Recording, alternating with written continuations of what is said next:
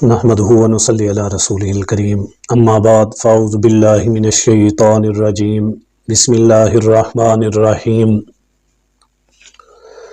میرے واجب الاحترام سامعین، انسان جب تک ایک امید سے اور اطمینان سے ہو، وہ ہر ایک حالات کا سامنا کرنے کے لیے، ہر ایک انداز سے بات چیت کرنے کے لیے تیار ہوتا ہے۔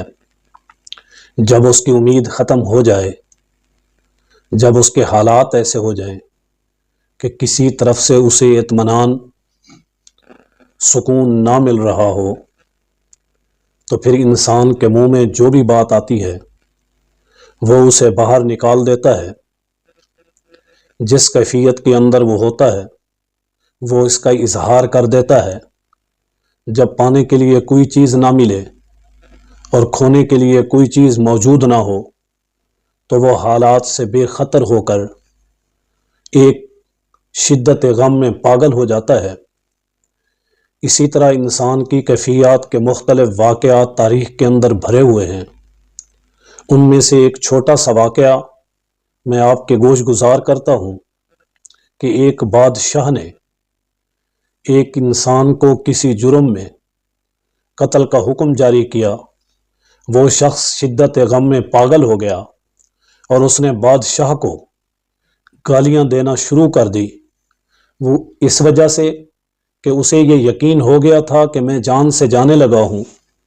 جو اس کے دل میں آیا اس نے وہی کہا، اور اس انداز سے برا بھلا کہا کہ اگر پہلے کچھ امید باقی تھی اس کی جان بچنے کی، پھر وہ ختم ہو گئی۔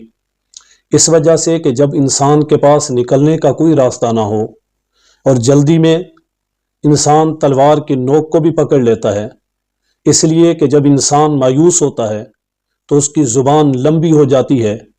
جس طرح کہاوت ہے کہ بلی گھبرا کر شیر پر حملہ کر دیتی ہے۔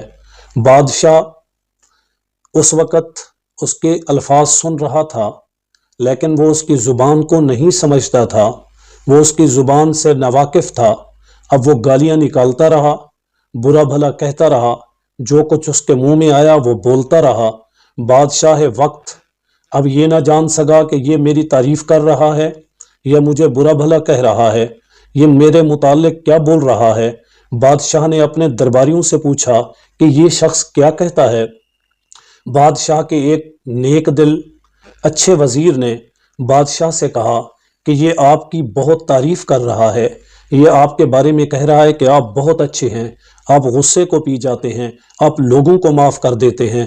بادشاہ سلامت اتنے اچھے ہیں کہ ان کی نیک نامی پورے علاقوں کے اندر مشہور ہے، دوسری ریاستوں کے اندر مشہور ہے۔ میں دل سے ان کا احترام کرتا ہوں۔ یہ بادشاہ اس لائق ہے کہ اس کی تعظیم کی جائے، اس کی عزت کی جائے، اس کا احترام کیا جائے، اس کی تکریم کی جائے۔ بادشاہ نے جب یہ سب باتیں سنی تو اس کا دل نرم پڑ گیا اور اس شخص پر اسے ترس آنے لگا کہ اس وجہ سے کہ میں تو اس کو پھانسی کا حکم دے رہا ہوں، یہ میری تعریفیں کر رہا ہے، اسے معاف کر دیا۔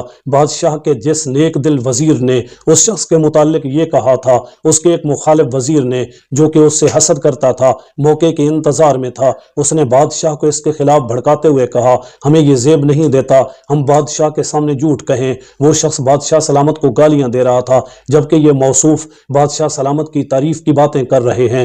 بادشاہ نے جب یہ باتیں سنی تو بادشاہ نے کہا کوئی بات نہیں، اس نیک دل انسان نے جو بھی کیا اچھا کیا، تاکہ اس آگ پر پانی ڈالا جائے، اسے اور نہ بھڑکایا جائے۔